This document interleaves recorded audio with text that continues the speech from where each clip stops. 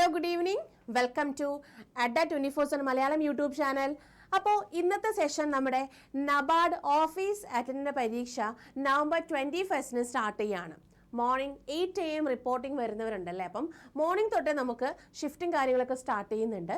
അപ്പോൾ അതിന് മുന്നേ ഏറ്റവും പ്രധാനപ്പെട്ട ഒരു കാര്യമില്ലേ, എങ്ങനെയാണ് നമ്മൾ അഡ്മിറ്റ് കാർഡ് എടുക്കുക എന്നുള്ളത്.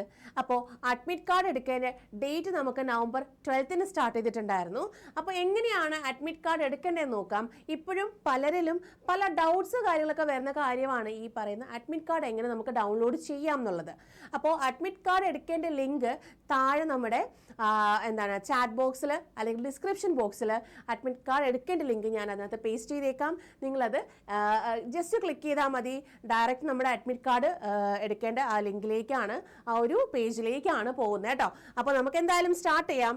ഇതിൽ ആപ്ലിക്കേഷൻ ലിങ്ക് IBPS.IBPS.in നമുക്ക് അവൈലബിൾ ആണ്. ഇതല്ലാതെ നമുക്ക് ഡയറക്റ്റ് നമ്മുടെ ആ ഒരു പേജിലേക്ക് പോകാനുള്ള ലിങ്ക് ഞാൻ അറ്റാച്ച് ചെയ്തേക്കാം. നമ്മുടെ കമന്റ് ബോക്സിൽ അറ്റാച്ച് ചെയ്തേക്കാം. നിങ്ങളത് ജസ്റ്റ് ഒന്ന് ക്ലിക്ക് ചെയ്ത് കയറിയാൽ മതി. അല്ലെങ്കിൽ ഡിസ്ക്രിപ്ഷൻ ബോക്സിൽ നമ്മൾ അറ്റാച്ച് ചെയ്തേക്കാം, അതൊന്ന് നോക്കുക കേട്ടോ.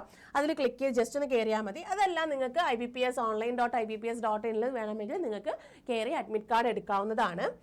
ഓക്കെ, ഇതിൽ നമുക്ക് നവംബർ 12 തൊട്ടായിരുന്നു സ്റ്റാർട്ടിങ് ഉണ്ടായിരുന്നത്. 21, അതായത് മറ്റന്നാൾ വരെ നമുക്ക് അഡ്മിറ്റ് കാർഡ് എടുക്കാൻ സാധിക്കുള്ളൂ. ഇനി നമ്മുടെ ആ ഒരു പേജിലേക്ക് പോകുന്നത് ഇങ്ങനെയാണ്. ഓക്കെ, ഇതിൽ ഹിന്ദി ഇംഗ്ലീഷ് കൊടുത്തിട്ടുണ്ട്. അപ്പോൾ നമുക്ക് അഡ്മിറ്റ് കാർഡ് വേണ്ടത് ഇംഗ്ലീഷിലാണ്. അപ്പോൾ ഇംഗ്ലീഷ് അവിടെ ചൂസ് ചെയ്യുക. ഇനി നിങ്ങൾക്ക് രജിസ്ട്രേഷൻ നമ്പർ അല്ലെങ്കിൽ റോൾ നമ്പർ, പാസ്വേഡ് അല്ലെങ്കിൽ ഡേറ്റ് ഓഫ് ബർത്ത്, പിന്നെ നമ്മുടെ ക്യാപ്ച, പിന്നെ നമുക്ക് ലോഗിൻ റീസെറ്റ്, ഇത്രയും കാര്യങ്ങളാണ് ഇതിനകത്ത് വന്നിട്ടുള്ളത്. അപ്പോൾ രജിസ്ട്രേഷൻ നമ്പർ നമ്മളിവിടെ കൊടുക്കുക അല്ലേ.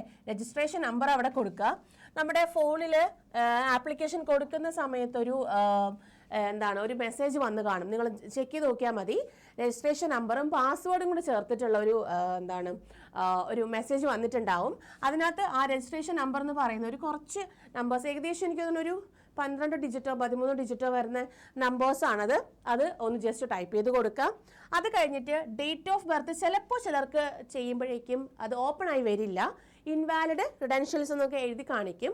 അപ്പോൾ നിങ്ങൾ റിസ്ക് എടുക്കണ്ട. നമുക്ക് ആ മെസ്സേജിൽ തന്നെ ഒരു പാസ്വേഡ് ഉണ്ടായിരിക്കും. ആ പാസ്വേഡ് ഇതിനകത്ത് ടൈപ്പ് ചെയ്ത് കൊടുത്താൽ മതിയാകും.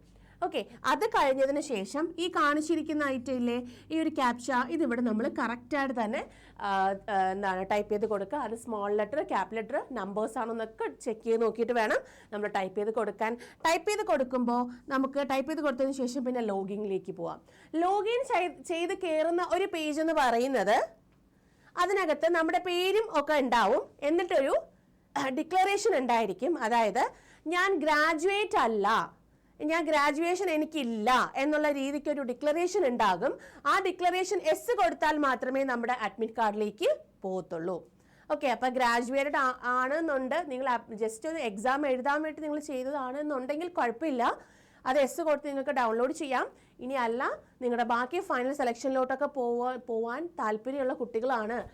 അപ്പം അങ്ങനെയുള്ളവരുണ്ടെങ്കിൽ നിങ്ങൾ ഗ്രാജുവേറ്റഡ് ആണെങ്കിൽ കൊടുക്കരുത്.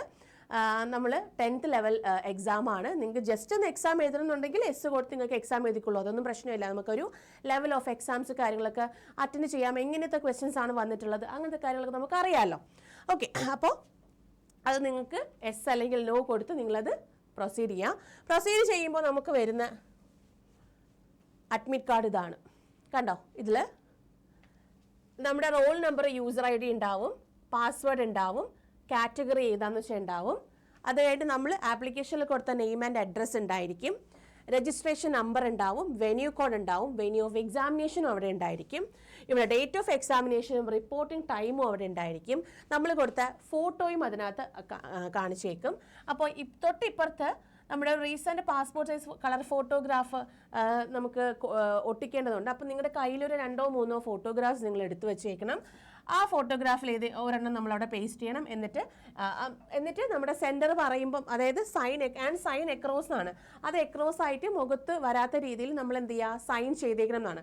ഫോട്ടോയിൽ ചേർത്തിട്ട് വേണം സൈൻ ചെയ്യാൻ, പക്ഷെ ഭാഗത്ത് വരാത്ത രീതിയിൽ വേണം സൈൻ ചെയ്യാൻ. അത് സെൻറ്ററിൽ ചെന്നിട്ട് ചെയ്താൽ മതി. ഒട്ടിച്ചുകൊണ്ട് പോവുക. സിഗ്നേച്ചർ കാര്യങ്ങളൊക്കെ സെൻറ്ററിൽ ചെന്നിട്ട് ചെയ്താൽ മതി, എക്സാം സെൻറ്ററിൽ ചെന്നിട്ട് ചെയ്താൽ മതി. ഇനി ഇതിനകത്ത് കുറച്ച് കാര്യങ്ങളൊക്കെ പറയുന്നുണ്ട്. അതായത് ഹാൻഡ് റൈറ്റിംഗ് സാമ്പിളൊക്കെ നമുക്ക് തന്നിട്ടുണ്ട്. കണ്ടോ, അതായത് നമ്മൾ എക്സാം തുടങ്ങുന്ന സമയത്ത് നമുക്ക് സ്ക്രീനിനകത്തൊരു പാരഗ്രാഫ് വരും. അത് നമ്മളിവിടെ എന്ത് ചെയ്യണം? കോപ്പി ചെയ്ത് കൊടുക്കേണ്ട കാര്യമുണ്ട്. ഇനി നിങ്ങൾ എന്താണോ ആപ്ലിക്കേഷൻ ചെയ്ത സമയത്ത് കൊടുത്ത ID പ്രൂഫ് അത് തന്നെ കൊണ്ടുപോകാൻ വേണ്ടിയിട്ട് ശ്രമിക്കുക കേട്ടോ. ഇവിടെ പറയുന്നുണ്ട്, I have bought and attached my Aadhaar, PAN, driving licence etcetera with ID number. അത് നമ്മൾ പൂരിപ്പിച്ചു കൊടുക്കണം.